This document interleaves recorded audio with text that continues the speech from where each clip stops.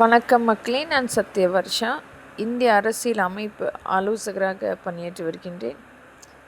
அனைத்திந்திய அண்ணா திராவிட முன்னேற்ற கழகம்தான் மாபெரும் வெற்றி பெறும் என்று ஒவ்வொரு மக்களுமே இன்றைக்கு எழுச்சி கூட்டம் பிரதிபலித்து கொண்டிருக்கிறது. தமிழ்நாடு முழுவதுமே ஒரு நம்பிக்கையின் மிகப்பெரிய மக்களுடைய அந்த வாழ்வாதாரத்தை மீட்டெடுக்க வேண்டும். நடக்கின்ற அநீதிகளுக்கு முழுமையாக தீர்வு எட்டப்பட வேண்டும். ஒவ்வொரு பெண் குழந்தையும் பெண்களும் பாதுகாப்பாக இருக்க வேண்டும். இழந்த வாழ்வாதாரத்தை மீட்டெடுக்க வேண்டும் என்று ஒவ்வொரு மக்களுமே இன்றைக்கு எதிர்பார்க்கின்ற ஆட்சி அமைப்பு அனைத்திந்திய அண்ணா திராவிட முன்னேற்ற கழகம்தான்.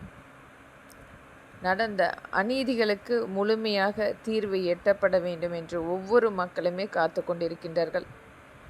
தமிழ்நாட்டில் இன்றைக்கு அதிகபட்சமான கடன் சுமை ஒரு மிகப்பெரிய ஈடுகட்ட முடியாத அளவுக்கு ஒவ்வொருவருக்குமே அதிகபட்சமான ஒரு கடன் சுமையை கொடுத்து செல்கின்றது இந்த திராவிட முன்னேற்ற கழகத்தினுடைய சீர்கேடான ஆட்சி அமைப்பு.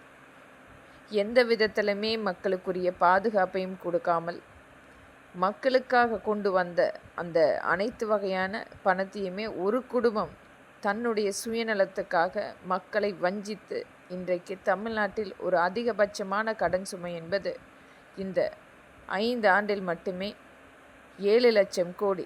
அது 5 லட்சம் கோடி அல்ல, 7 லட்சம் கோடி முழுமையாக உங்களுக்காக காத்து கொண்டிருக்கின்றது. வாங்கப்படாத கடனுக்கு நீங்கள் செலுத்த வேண்டிய மாத தவணையாக ஒவ்வொருவருக்குமே ஒரு அச்சுறுத்தக்கூடிய ஒரு மிகப்பெரிய கடன் சுமை. தமிழ்நாட்டில் இன்றைக்கு 12 லட்சம் கோடி ஒரு மிகப்பெரிய அளவில் தமிழ்நாடே மீள முடியாத அளவுக்கு ஒரு அச்சுறுத்தக்கூடிய ஒரு சூழ்நிலை இருக்கிறது. இன்றைக்கு மத்திய அரசும் நம்மளுடைய அனைத்து இந்திய அண்ணா திராவிட முன்னேற்ற கழகம் அமைக்கின்ற ஆட்சி மட்டுமே அதற்குரிய தீர்வு எட்டப்படும். அதற்குரிய வருமானத்தை ஈட்டக்கூடிய அனைத்து வழிவகையும் செய்யப்படும். இன்றைக்கு திராவிட முன்னேற்ற கழகம் நமக்கு கொடுத்தது வெறும் கடன் சுமையும். இன்றைக்கு ஒவ்வொரு குழந்தையும் ஒவ்வொரு பெண்ணும் இழந்த மானத்தை மீட்டெடுத்து கொடுக்க முடியாத ஒரு அவலத்தை கொடுத்து செல்கின்றது இந்த திராவிட முன்னேற்ற கழகத்தின் கடைசி கால ஆட்சி என்று வாக்களிப்பீர் இரட்டை இலை சின்னத்துக்கும் நம்மளுடைய கூட்டணி கட்சிக்கும் நம்மளுடைய பொள்ளாச்சியில் நிற்கின்ற அண்ணன் ஜெயக்குமார் அவர்களுக்கு வாக்களித்து ஒரு மிகப்பெரிய வெற்றியை கொடுக்கப்பட வேண்டும். நம்மளுடைய புரட்சி தலைவரால் வழிவந்த நம்மளுடைய தொண்டர்கள் மக்களுக்காக உழைத்து கொண்டிருக்கின்றார்கள். உண்மையாக நம்மளுடைய புரட்சி தலைவர் ஒரு சாதாரணமான ஒரு ஏழை எளிய மக்களுக்கும் அனைவருக்குமே ஏற்ற தலைவராக ஒரு மிகப்பெரிய இன்றைக்கு அனைவராலும் போற்றக்கூடிய ஒரு மாமனிதர்.